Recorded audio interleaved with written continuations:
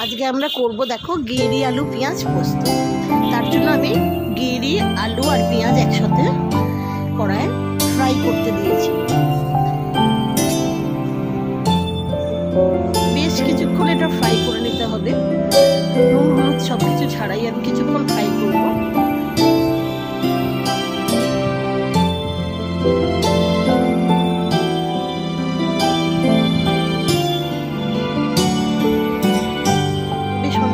Fry করার হয়ে গেছে। এবার আমরা এতে দিয়ে দেবো পরিমাণ মতো নুন,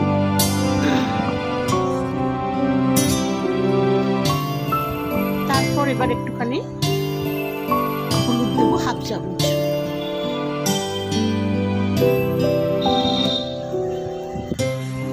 এবার আমি দিয়ে দেবো স্বাদ মতো এই 2-4 দানা চিনি, যাতে নুনের স্বাদটাকে ব্যালেন্স করবে।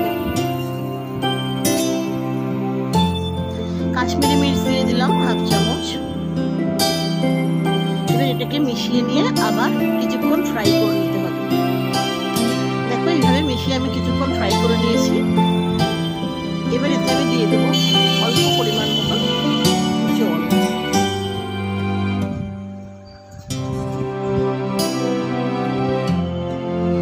মিশিয়ে দিলাম ভালো করে।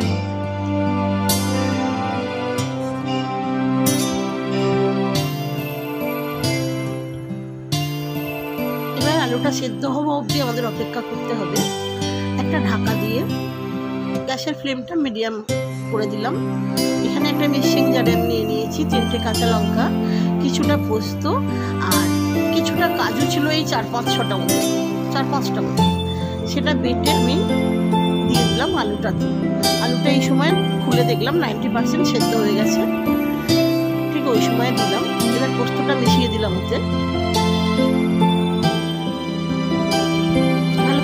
দেওয়ার পর দেখো আলুটা 10% বাকি সেদ্ধ হচ্ছে, সেটার জন্য আমি আবার চাপা দিয়ে বসিয়ে দিলাম কিছু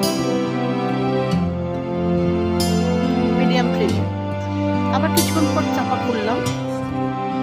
আলুটা টোটালি পুরোপুরি সেদ্ধ হয়ে গেছে। একটু মিশিয়ে নিলাম, দেখলাম জলটা কতটা শুকনো হয়েছে।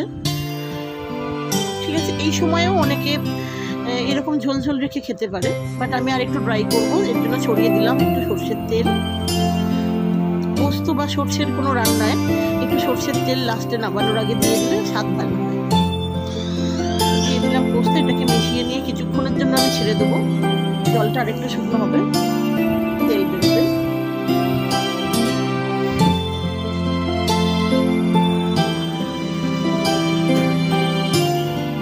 দেখো শুকনো শুকনো কিছুটা হয়ে এসছে, তেল ছেড়ে দিয়েছে।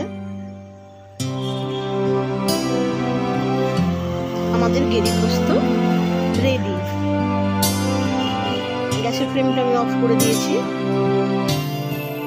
কিছুক্ষণ ওই গরম কড়াতেই ওটা রাখবো, তারপরেই সার্ভ করবো খাওয়ার জন্য। গেরি পোস্ত আমাদের রেডি।